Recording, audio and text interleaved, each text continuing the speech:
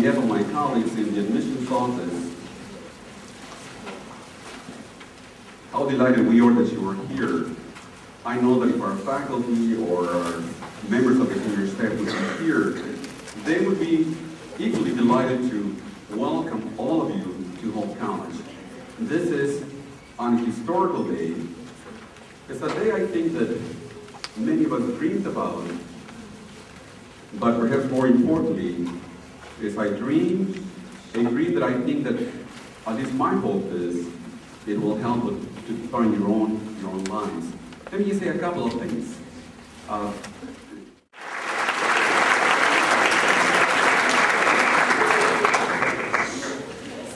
I want to tell you what a privilege it is for me to be here. What Alfredo did not mention to you is that before I got into the business world, I was in publishing for 15 years, and prior to that, I taught junior high and high school. And so to stand before you is such an incredible privilege, because this is really my home, being in front of all of you.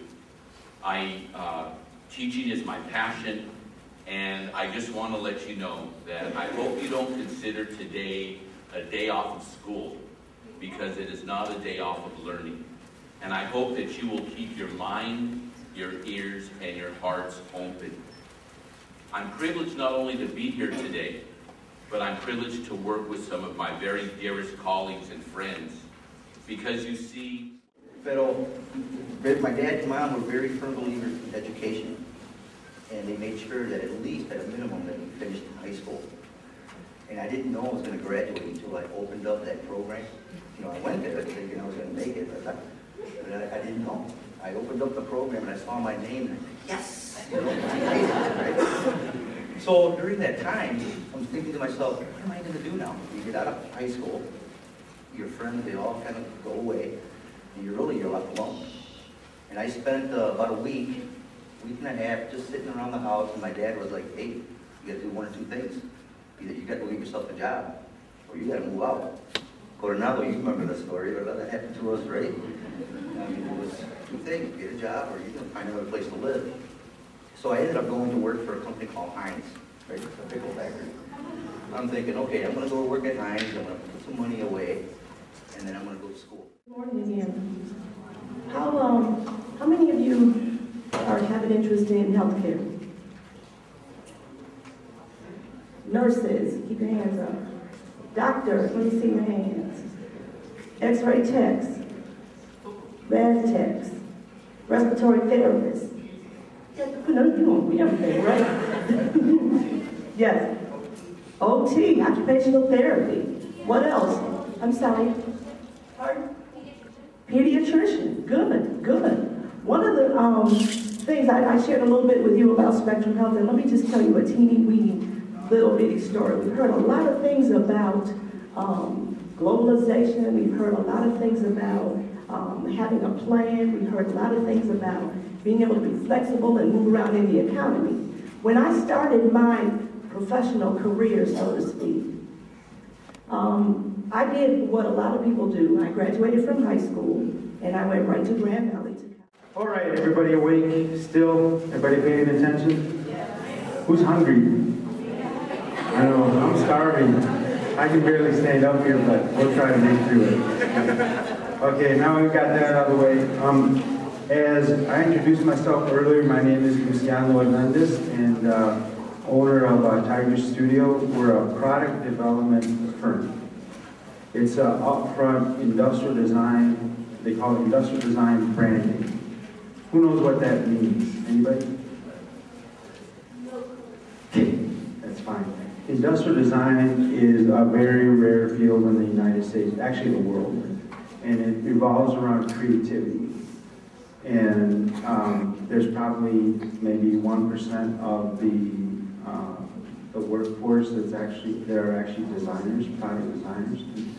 And what we do is dream up of new things. You know, somebody's got to dream up of the next iPod. Somebody's got to dream up. And my parents always wanted to give us more than what they had. But one thing was really important to my dad. En la casa se habla español. How many have that? At home? Yes, speak Spanish. And we were like, oh, okay, Papa, you know. And it was always kind of, at the time it seemed like a drag. Oh, Dad, come on. No, en la casa me hablan español porque se les va a olvidar su español.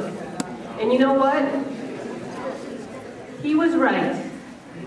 And to this day, even though when I was your age and it was like just easier to talk to my sister in English or my friends or whatever, I'm so grateful that he actually instilled that in us. Because one thing my dad always said to me, and my mother too, con dos idiomas vales por dos.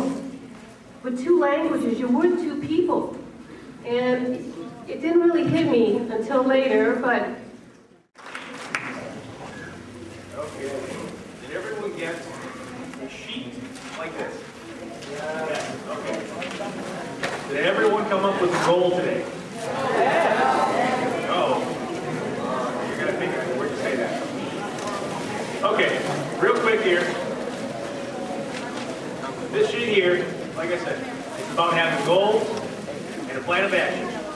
You can have all the goals and all the dreams you want in life, no plan of action, you're probably not going to meet those goals. It's just a fact of life. So this here is my little cheat sheet I got from a company called Performance Institute.